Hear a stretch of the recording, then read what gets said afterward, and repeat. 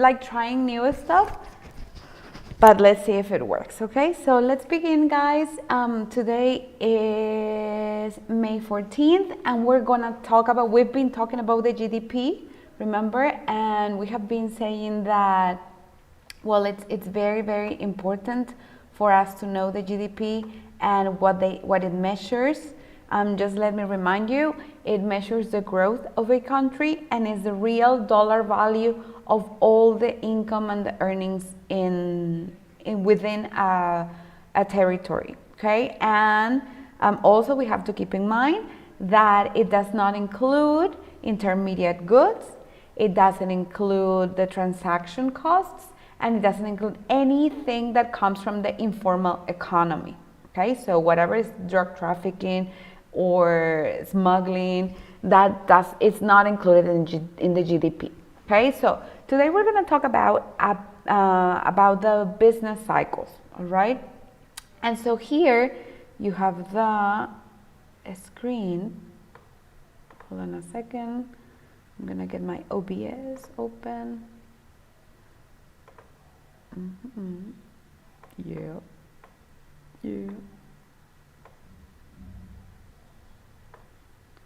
Alrighty then. So we're gonna go ahead and talk about the business cycles and how they work. Okay, it's basically about the GDP. Okay, it's basically about the GDP. Here, if you can see here, the weather is the business cycle is this graph here that represents the growth of the gross domestic product. And we have talked about the GDP enough. If anybody is just lost in space and doesn't know what the GDP is, please write me so that I can talk to you in separate. Okay, so here we have a graph that in the y-axis we're going to have the GDP, the real GDP. And then on the x-axis, we're going to have time. So the real GDP over time gives you a growth rate.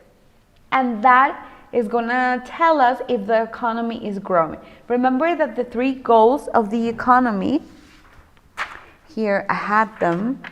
Okay, remember that was last class.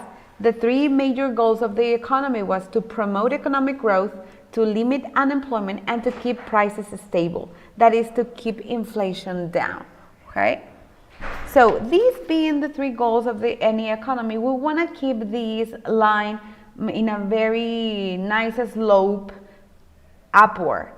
We don't want it going down, okay? Now, what happens is that in some economies, we have that they grow very fast and that they grow very slow. If you have a very fast growing economy, the slope is higher and that gives you a more inclined curve, just like the one you're seeing in the, in the left side of your screen. And then if an economy is growing very slow, it's more like a horizontal line because the slope diminishes, okay? Because it's the growth of real GDP over time. So that means we've been recording the GDP over time for whatever country or whatever, whatever country nation we're examining, okay? So then we have by year's fluctuation. If we are recording and we're putting like line by line, dot by dot, what the indicator gives me, okay, the GDP in 2010, the GDP in 2011, and so on and so forth until I get to 2020, okay, I'm going to get a graph, and I connect the dots, I'm going to get a graph kind of like this, okay, like this, here. And then, to simplify things, we have come up with the business cycle being graphed like in curves, like this one here, okay, here, or there, okay, and it's like a sine and cosine graph in which I go up, I go down, I go up, I go down, all right? That's kind of like, we want it like that because it reflects the pattern. We are following a pattern, we're not only connecting the dots and they go in a very disorganized manner, but we're connecting the dots and we are having like a curve. We're making a pattern. That's why we have the simplified graph, and that is what we're gonna call the business cycle. What is it built off? The GDP, okay? The GDP over time. That's very important for you to know. Where do we get these graphs, or where do we get this information? From the real GDP. We graph the real GDP over time, and that is going to give you the business cycle of your country, of your state, or whatever, okay? All right.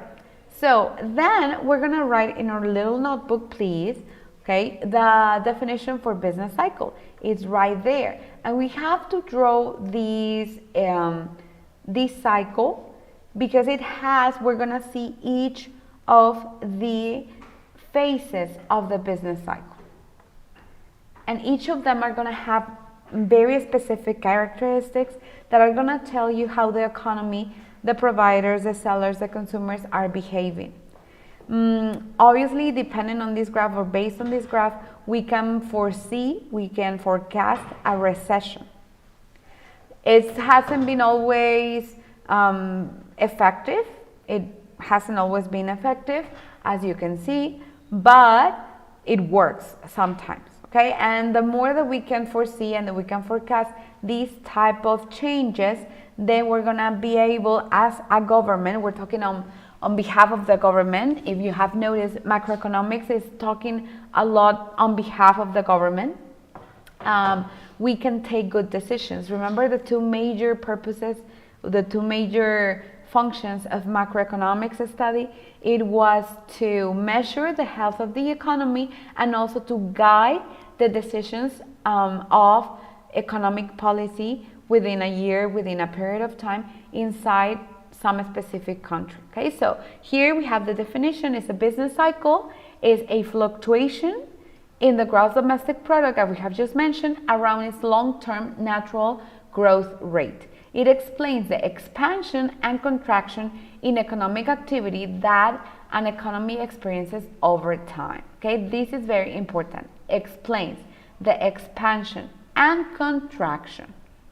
Expansion and contraction. An economy may grow, an economy may contract. So I'm going to give you 1 minute so that you can put that definition down, and before we go forward, right? Let me see if you have any comments. Qué bonitos.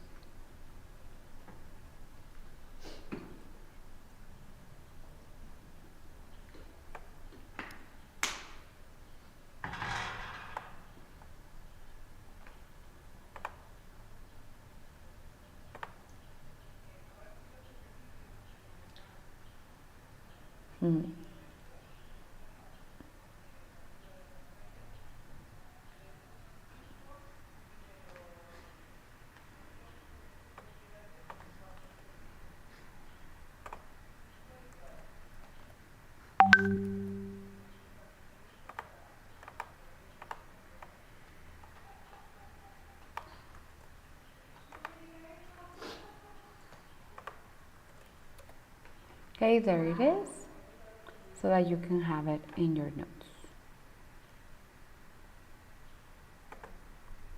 Okay,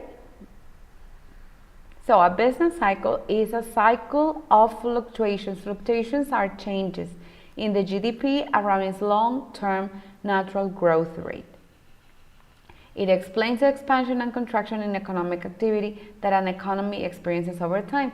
And now, while you finish writing, just mentioning, we have already talked about it, but I like to repeat it. The GDP growth rate is calculated by having the actual GDP as your 100% and the GDP number 2 being the change.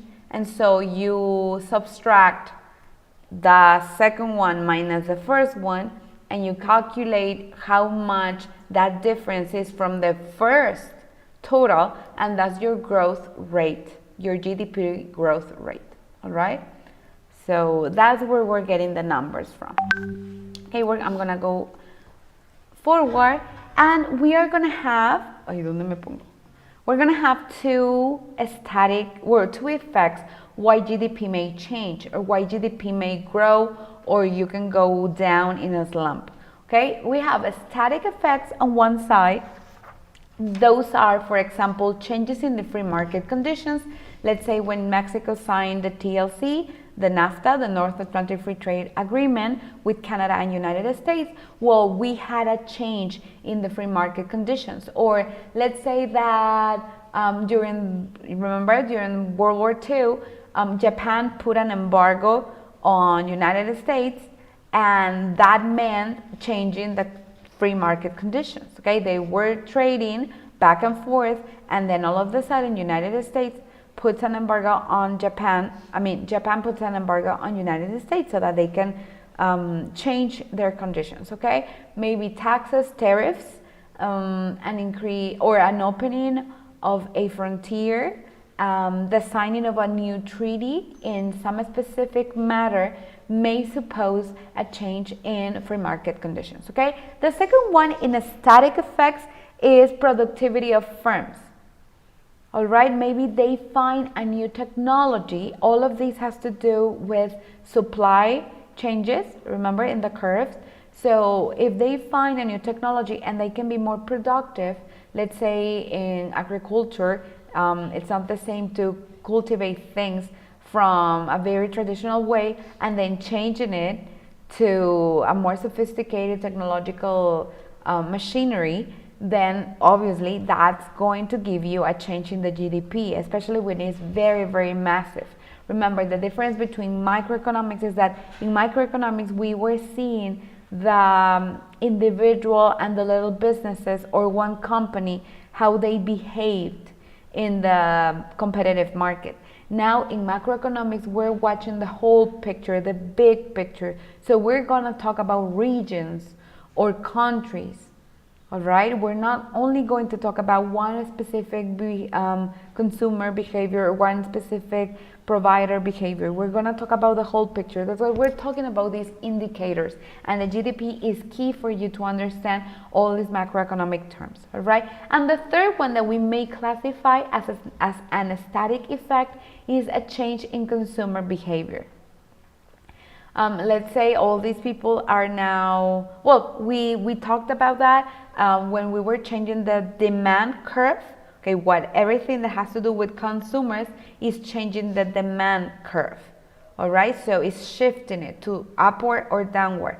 So let's say, our example of the straws in beverages, like 10 years ago, every single restaurant, every single business, cafe or bar, they would give you the straw with the beverage. And now, like 10 years after, due to all these taking conscience of the environment and how we pollute, then we have taken that out. So practically right now, no businesses are giving you a straw. It's like they're not even being produced, okay, in some factories. So we have a change in consumer behavior, and that's going to shift, okay, our GDP growth rate. It is going to impact. And then on the other side, we have the shocks. Okay, the shocks are, as its name implies, something that we did not expect. For example, the pandemic, or some unpredictable events like natural disasters or terrorist attacks.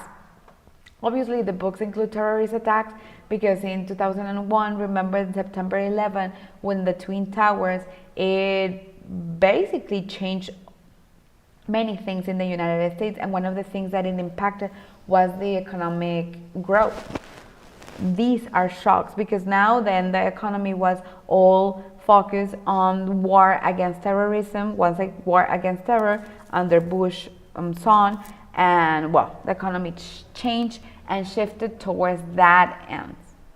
All right, so that's what we have to say about what causes the growth or the decline of the GDP. We have static effects and we have shocks. Ready? Now, we're gonna see growth. Okay, now also we have that the growth is caused by some economic indicators. We usually calculate it like that. Income goes up, employment goes up, wages, your minimum salary as we call it in Mexico, or the people buying consumers, consumers buying more goods and services all over the place.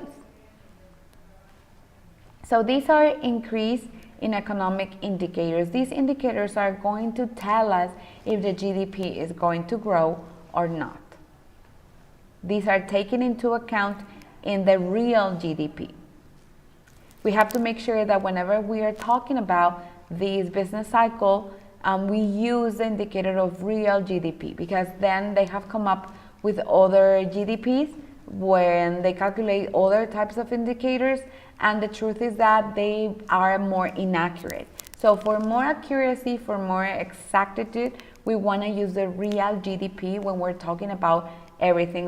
When we are doing a research, when you go to college or university and you're making a research, you make sure you are finding the real GDP, not whatever other GDP, the figure GDP or the national GDP, or none other GDP is as accurate as the real GDP, okay?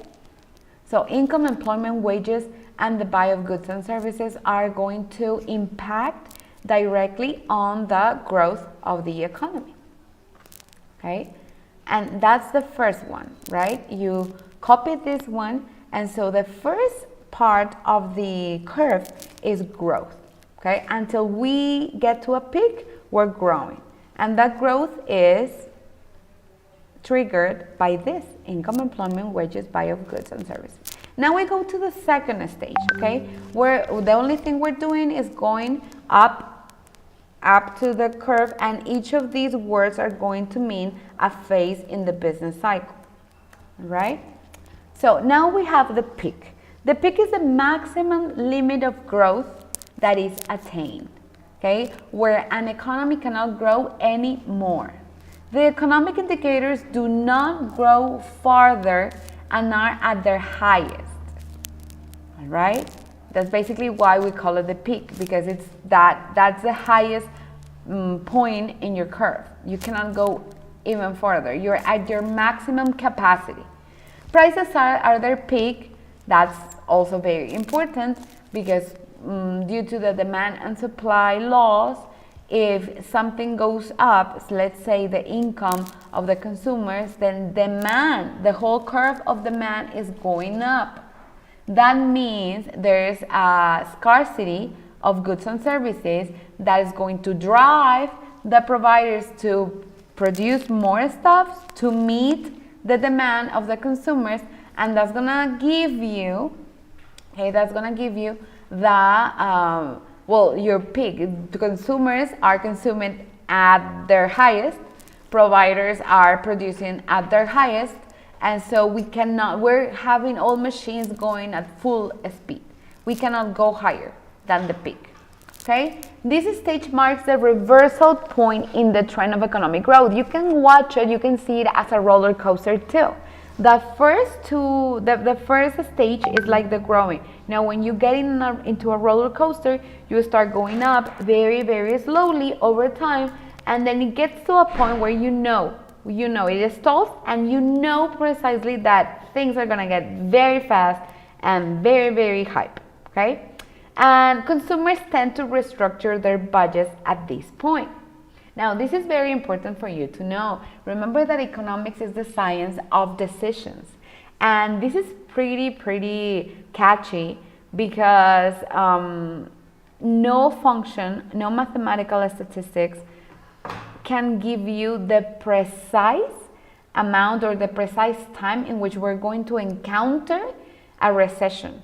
We cannot foresee it so accurately. If we could, we would be doing better in any economic crisis. The truth is that we cannot foresee with accuracy all of these things, because this economics is a social science, and being a social science is not, by definition, an exact science, a hard science.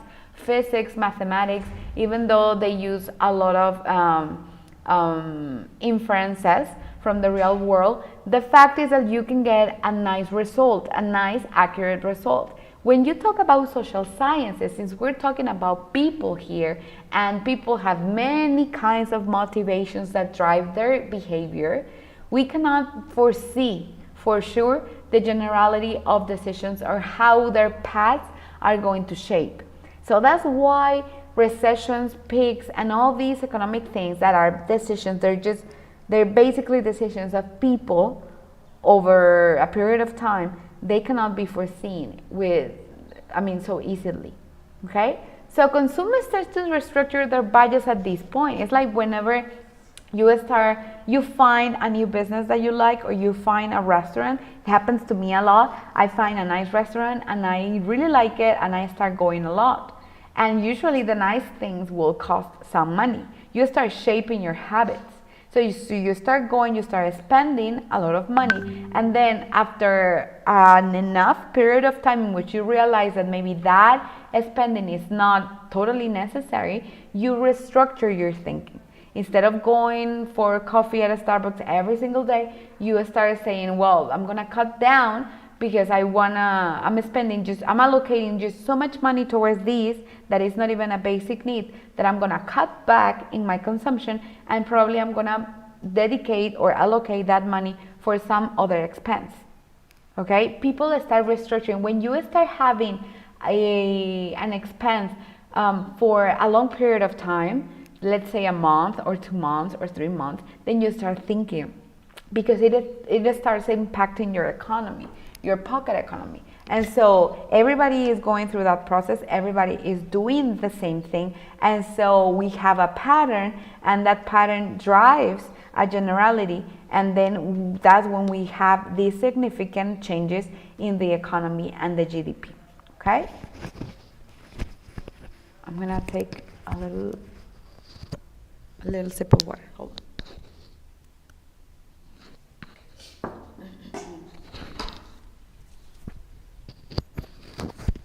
Already. Let's see. Do we draw the face of the business cycle? Yes. I'm going to upload the presentation either way in your Moodle so that you can have it. But remember that I always like you to upload your notes. So your notebook has to be complete for one of the activities that you're going to be graded on for the third partial, okay? So yes, you have to draw it. If you didn't get to draw it, Edgar or anybody, I'm gonna upload the presentation in Moodle as soon as I get offline. Teacher, I'm Alan Leal, in case your name is. Okay, don't worry, Alan. I usually do not name list, but I mean, you need to understand the concept so that you can do the activities, all right? As of right now, we only have one activity for economics, and it's the population pyramid. All right, so you make sure you have already sent me that. The deadline was yesterday. All right, so let's go back to the presentation and let's look at this. All right, and the third one and the last one that I want to see with you today is the recession, okay? In a recession, we have an economy that has already contracted. I'm going to go back a little. I'm going to return to this slide. Okay, you see, we're going to have a trough. You see, there's the actual GDP here. Then we have a peak. We are going up to the highest. And that, as our definition says, marks the reversal of the growth. Now, people are taking more care of their economy. Maybe they're saving up. And remember, even if in first world countries, not everybody saves up in an account, in a bank. All right, so that's that. People start having money, and because they start having money, they change their habits. And that is going to impact the GDP. Maybe they're saving. Now that they have an excess of earnings, now they're saving. And that saving thing, even though it's nice and we should have a habit of savings, now for the economy in the short term is gonna cost naturally, not because it's bad and we should stop saving, of course not, I'm not saying that, but it starts making a reversal. And so the line goes down and now we have a trough. And this trough Now, pay attention, okay? This trough may represent a recession or may not, okay? Remember, the economy is cyclical. So it is okay and it is natural that we go to a trough. If we stay in the trough for more than 6 months, so the theory says, we are in an actual recession, a recession such as the 1994 recession here in Mexico and in the world, or such as the 1986 recession in Mexico too, and the United States. But if we go over and we get out of this trough in the curve, then we are not actually in a recession. We only present recessionary traits. Okay, that's very important for you to know. Okay, the demand for goods and services starts declining, obviously, rapidly and steadily in this phase. And that's how we go to the exact opposite of the peak. We have the trough. Okay, producers do not notice a decrease in demand instantly. Obviously, you never know, you cannot foresee. People, for instance, facing this pandemic, a lot of businesses were open in this January or this February. They were doing their inauguration ceremonies and parties. And now they didn't know, obviously, that a month later they had to close down. So all that investment is just going bananas, okay? It's just going to hell right now. Nothing is working as they expected it. So this is very, very significant. Producers do not notice a decrease in demand instantly.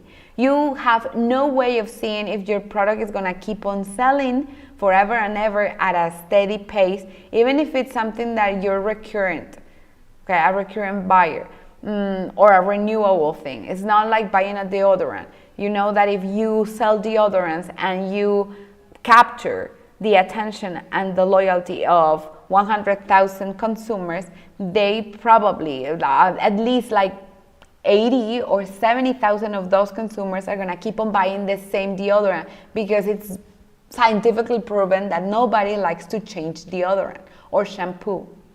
All right? Some goods and services are more, they're easier to put in a forecast, but others aren't at all. Okay? So producers do not notice the decrease in demand instantly and go on producing, which creates a situation of excess. Remember, the excess of supply. Then again, we have to have at hand the curves of demand and supply because they're very, very important. Okay? Just as we shifted the supply and the prices go down, or we shift the demand and the prices go up. Okay, this is exactly how this is working. The producers cannot tell exactly when the consumers are going to stop buying, so they keep producing at the same pace, having that we just had a peak and everybody's traveling or everybody's buying cars or everybody is buying houses. Then what's that going to produce?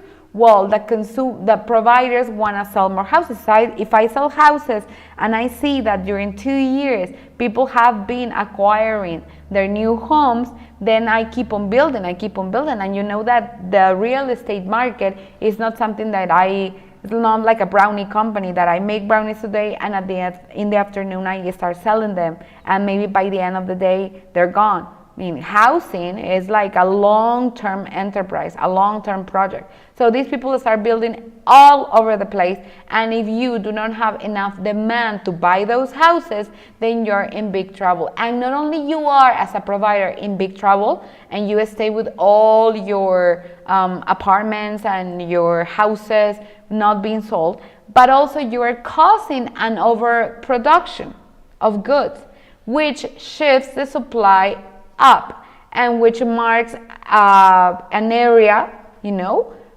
above the equilibrium point because we are not having equilibrium. So all of those things drive now the suppliers to diminish things and raise prices.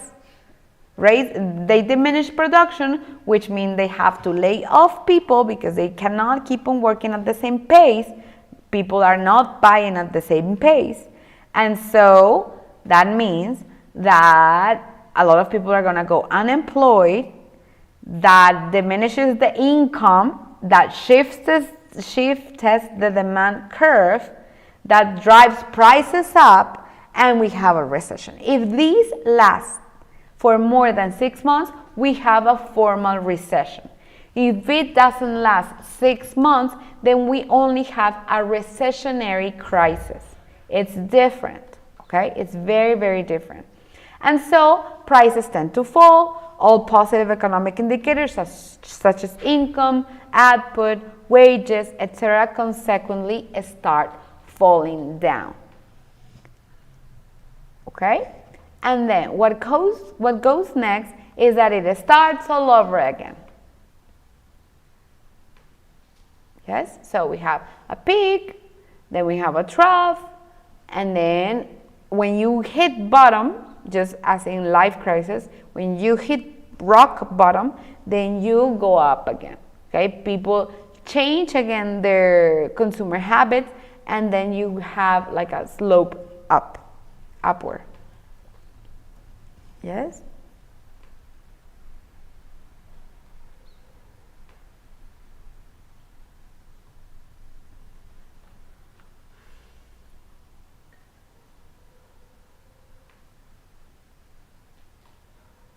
Do you have any questions, guys, for me up to this point right now?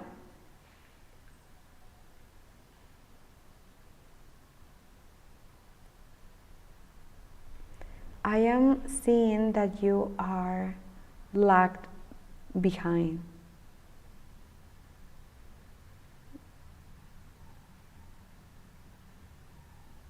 Okay, so right now we are going to have questions if you have any. If you don't, this is it for today. This weekend there's another activity in Moodle and you need to check it, okay? It's gonna talk about the business cycles and how the GDP in Mexico is going to affect us, okay? Now, let me just change something here.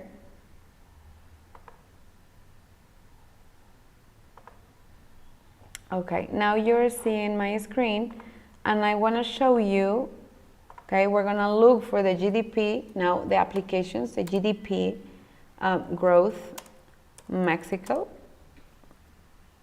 okay, and so we're going to examine this. Let me see, this is 1994 and 2020 information. No, I want a graph. This is the GDP per capita. Okay.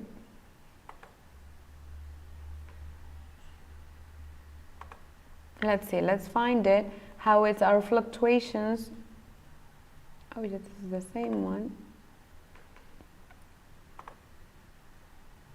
That's a forecasted. Let's see if this has Santa Madre del Huerto. This is the present. I don't want to believe this.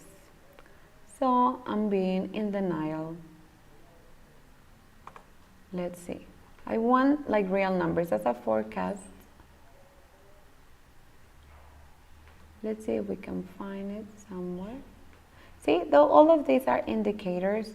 So economics works with a lot of indicators all the time, okay? Here we go.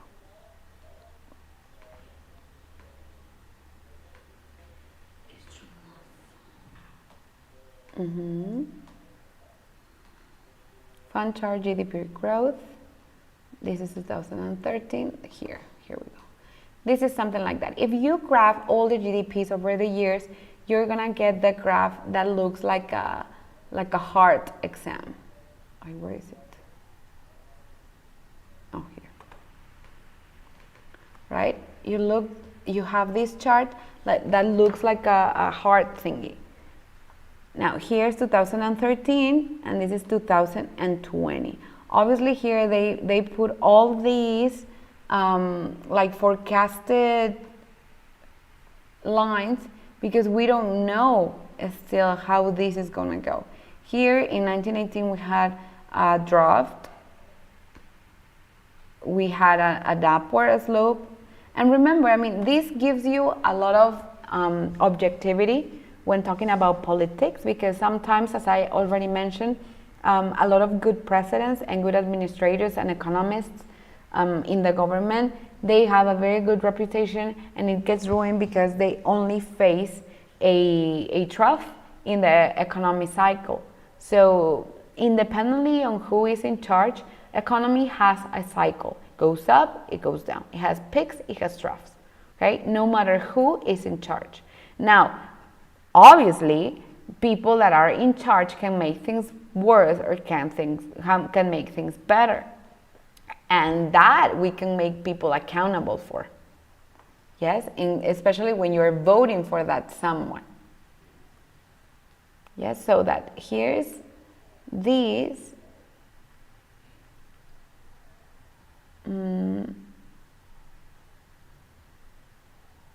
Doesn't look good.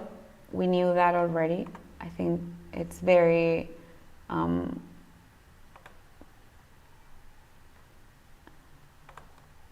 it's very obvious that things are going to happen like this. Mexican economy into technical recession in the first half of the year. Percentage variation in Mexican GDP in quantities.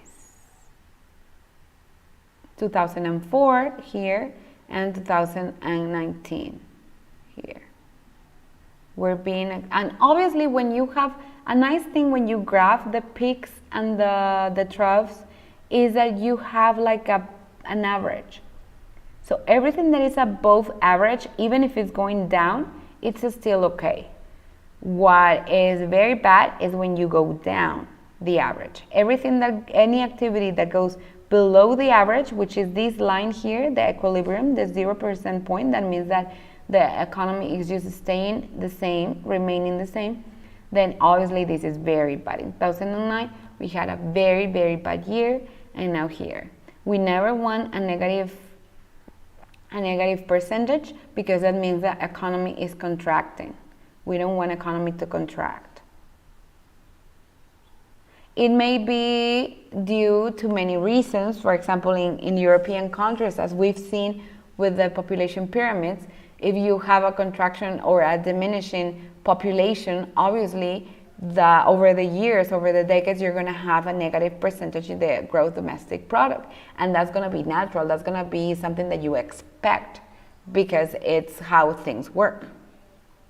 But if you have your population replacing themselves over the years, there's no need, or it's very bad that you have a negative percentage. Okay? Listo.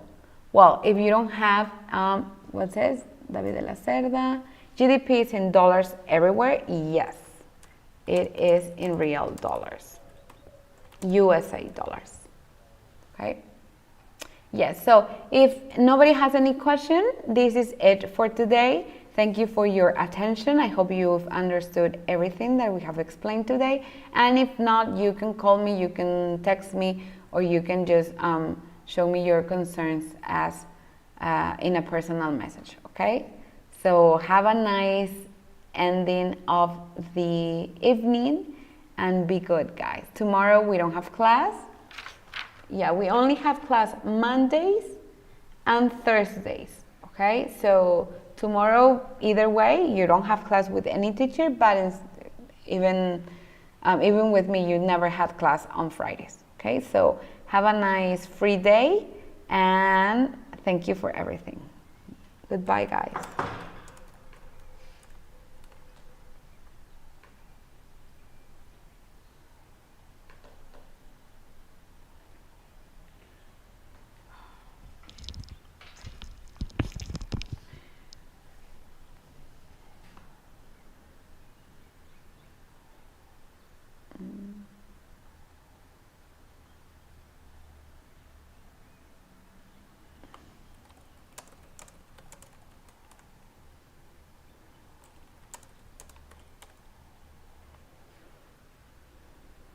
Mm-hmm.